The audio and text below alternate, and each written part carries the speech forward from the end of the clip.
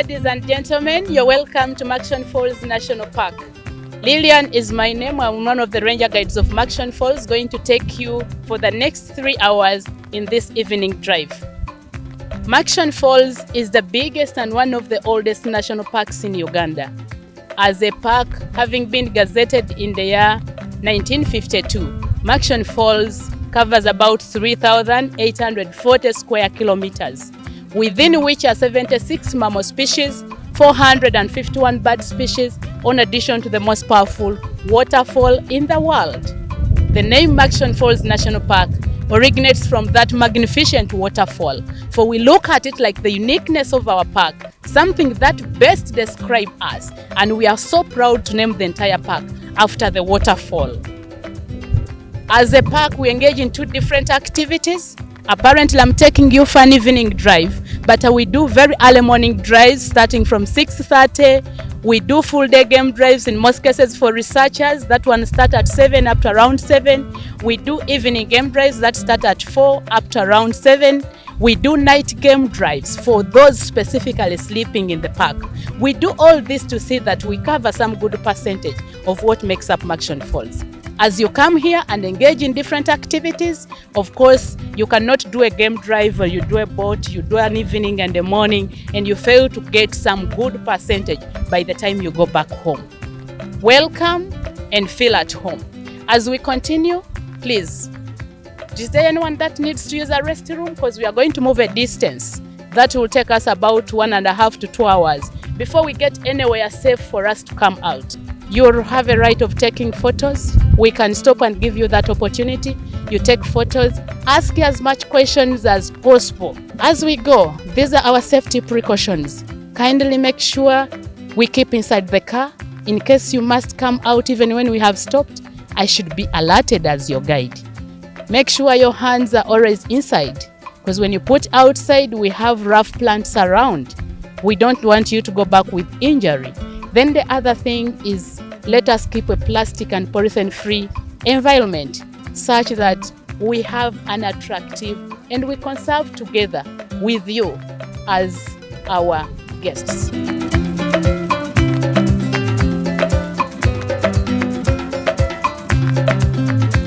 On the right is a Jackson hartebeest. Under the antelope family, there are others slightly far away. There is a female there with her young one. So that is under the antelope family, and antelope is a wide family with different subspecies. These differ in size, color, or sometimes the shape of their horns. Critically look at it: long body, long face. Look at the shape of the horns. Their horns come and curve backward. Now, this one that is close to us is a male one. They have thick and stouter horns. Look at it. Besides looking at the organs, but you can also look at the genitals if you're close, just like we are. The female is the other side. The female has slender horns. Otherwise, males have thick and stouter horns. They have that long face and a longer body. Define size, color, or shape of the horns. You may find now like that oribi was as brown as the Jackson hartebeest, but this is small. Small, but they also have a black spot below the ear. When we get one, we shall stop and you see that. Because in most cases, when people look at them, they mistake them to be young ones of cobs, yet they are not.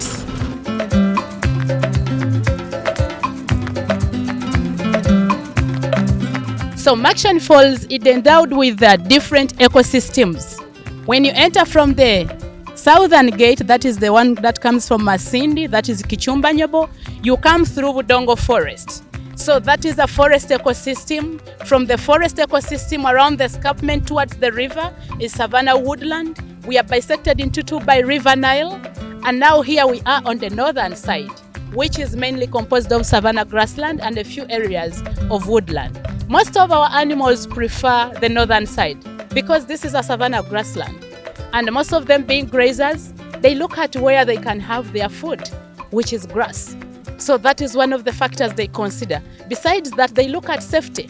Them being in an area which is open, they can easily check around and see in case of any predator, such that they get away to escape. Then lastly, they also look at closeness to a drinking point. We have a permanent water source, which is River Nile. So even when it is dry, they have access to the river to drink. So this is why they prefer so much on the northern, and our game drives are much concentrated on the northern side compared to the southern. To the right is a herd of buffaloes. A group of buffaloes is called a herd, and in such a herd they have a dominant system where they have a dominant male as a leader and the commander of the group. And to be the commander of the group, you must be strong enough that when you take a command, everyone respects and responds accordingly. Otherwise, one fact about life is the older we get, the weaker we become. Just like humans, even in those buffaloes, that also happens. So that means the more you enjoy privileges of being a dominant, at one point you're becoming a loser because you're aging and weakening. Juveniles keep looking and monitoring. Remember, they admire those privileges. The dominant male is one to mate with the females around openly. The dominant male is one to command the group and lead it wherever it will be having food in a day. So these juveniles are admiring. So one time, if one juvenile feels is stronger, then they will be subjected into a fight. And in that fight, whoever wins takes up the lead, as long as he has support of mainly the females. And this happens how? This dominant male, because there are very many females, especially now in Murchison Falls, our herds range between 300 to 500 individuals. Kidepo has more members. That one goes to 1,000 to 2,000 or even more sometimes. So what happens is this male may not be able to mate with those females all. So he will choose who is favorite and then ignore some of them. So these juveniles behind there keep of course mating with some through hiding. So as they do that, they are gaining popularity with the females. So by the time this shows up, he has already gained some support. So that fight, if he wins, then he will take over. Now the funny thing, if one takes over, then they will kick out the former dominant who has lost, because he wants to assume now full powers of full control of the group. So when he's kicked out, he will go, and of course he has sustained injuries. So what saves them is when they reach outside there, they make up what we call bachelor herds. When he meets fell losers, then he will join that group and make up a bachelor herd.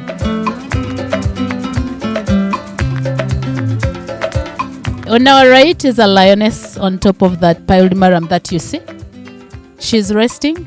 Of course, she has just woken up, and that is a way to blend as she's trying to identify the prey around. It is waking up time. They sleep during the day. Remember, lions are nocturnals. So they are active in the night, and during the day is the time that they rest. Then in the night is when they get up to hunt. So she's pretending around to be like she's still sleeping, but in the process she's trying to scan who is the nearest. Among those that I may be seeing, who is limping, who is easy, who is very old. So they tend to identify their prey first before they try an attack. It's not a matter of going to attack because anything is coming.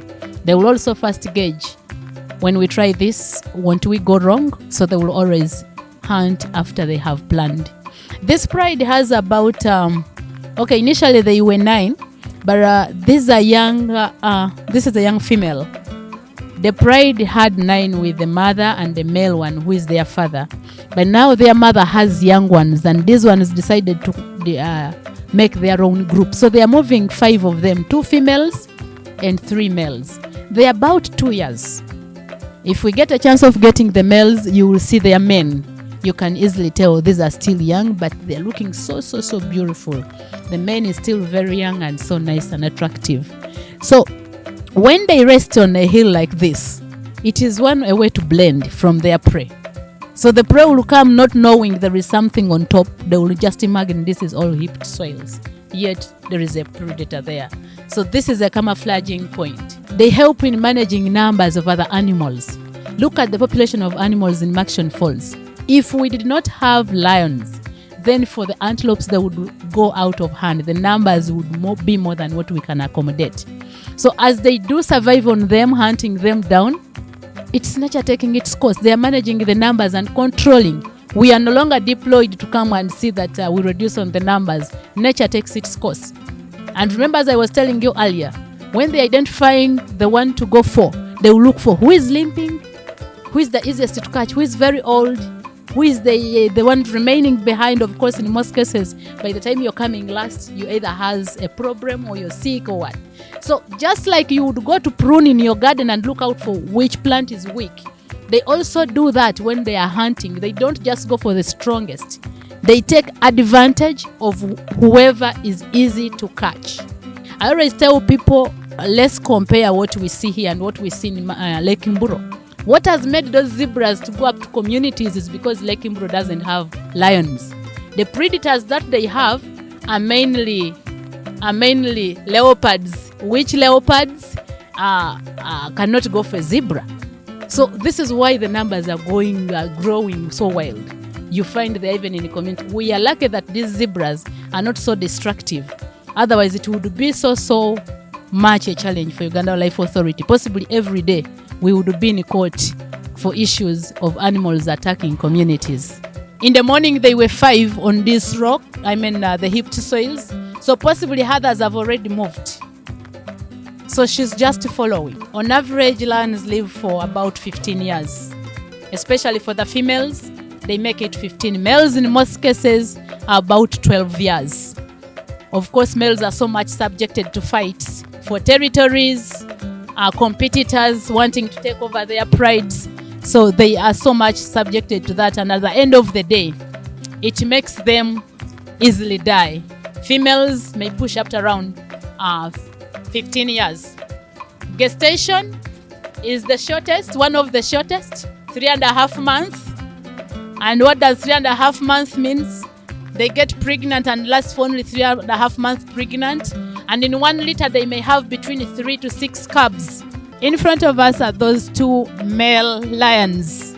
A male is what we call a lion and a female is a lioness. One has been marking territory. We saw that as he was trying to urinate on the bush that it was next to.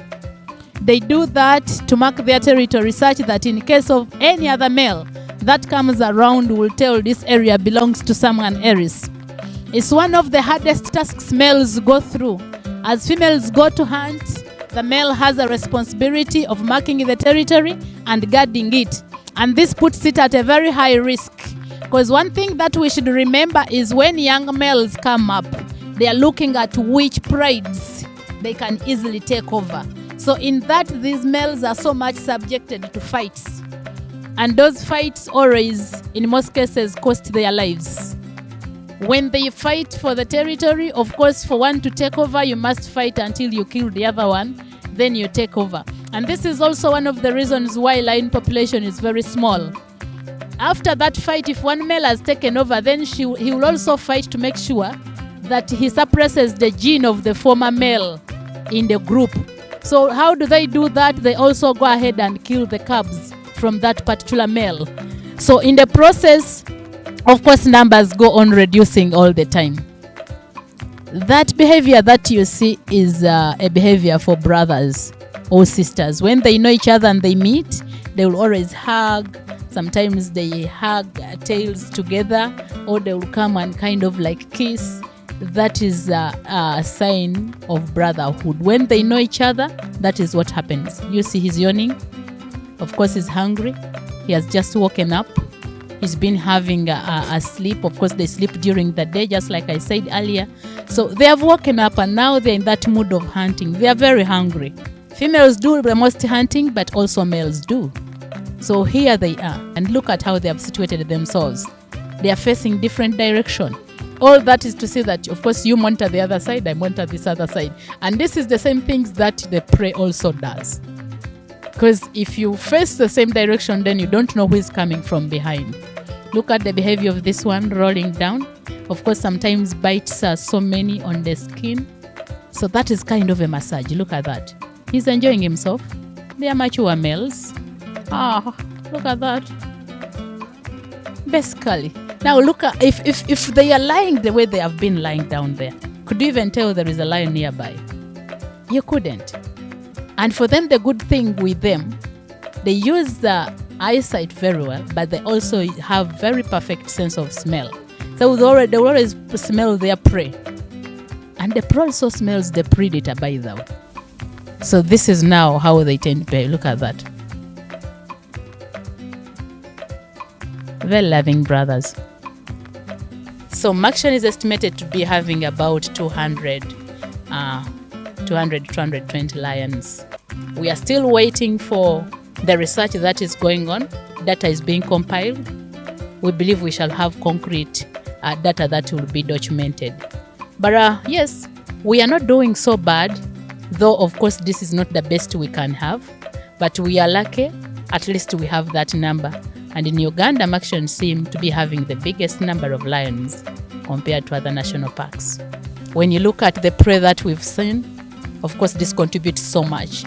When these animals have enough food, they will not roam outside into communities to be killed. So this is another very good factor that is contributing towards their numbers. They have enough food within the park.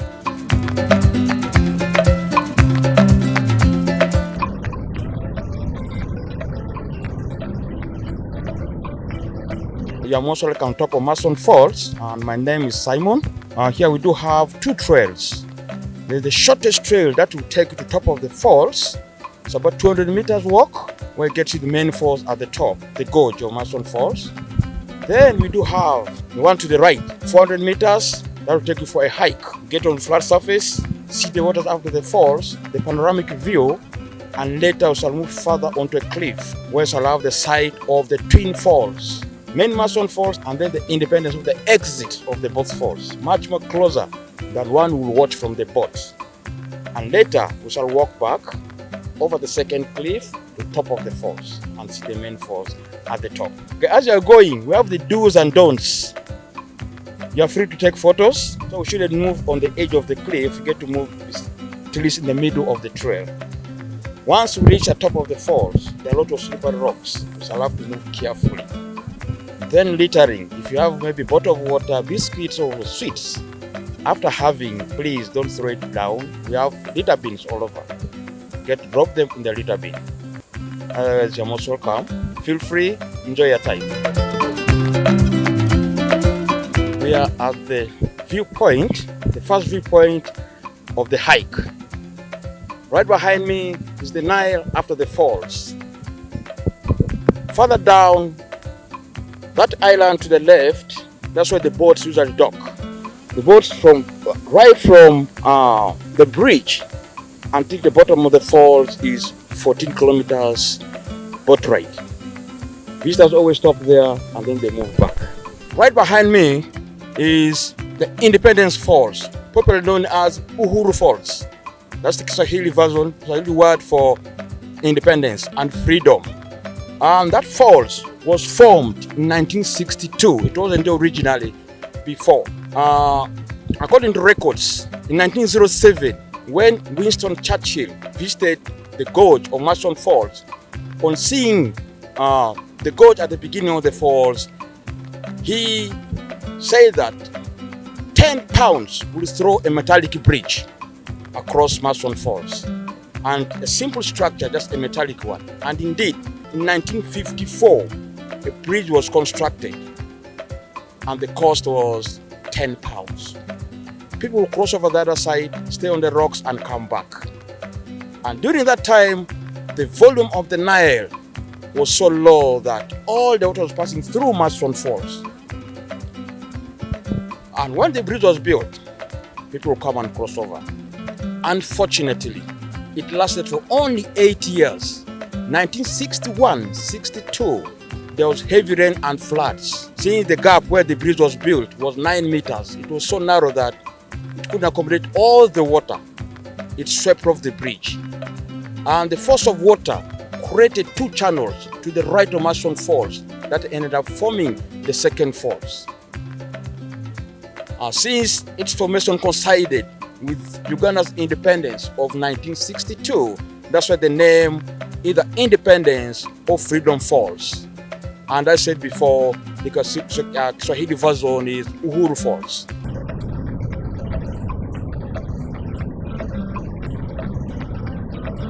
This writing is all about Sir Samuel and Florence Baker's trail to Murchison Falls. According to records, Sir Samuel Baker was a British explorer officer, an engineer, and a writer. Meanwhile, Lady Florence Baker was his second wife. He had saved her from the slave market in Central Europe. And instead of staying at home, she insisted in joining him on his exploits in Africa.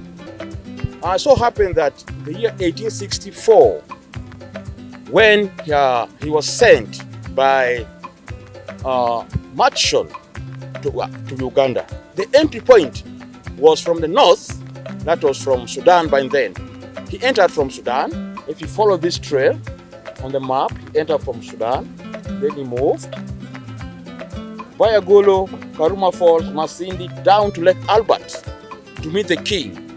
So with the help of the king, he was able to see the lake. And before he could name it Lake Albert, the local name for the lake was Mwitanzige, which literally means in English that the lake that killed locusts, he named it Lake Albert after Queen Victoria's husband, who had then died. With the help of the king and the subjects and the local people, they were able to tell him if they could row the canoe northward along the lake, they reached the last end of the lake where they will see a river entered from the east, which is the Victoria Nile. And it took them 12 days to row the canoe northwards until they reached the bottom of the falls.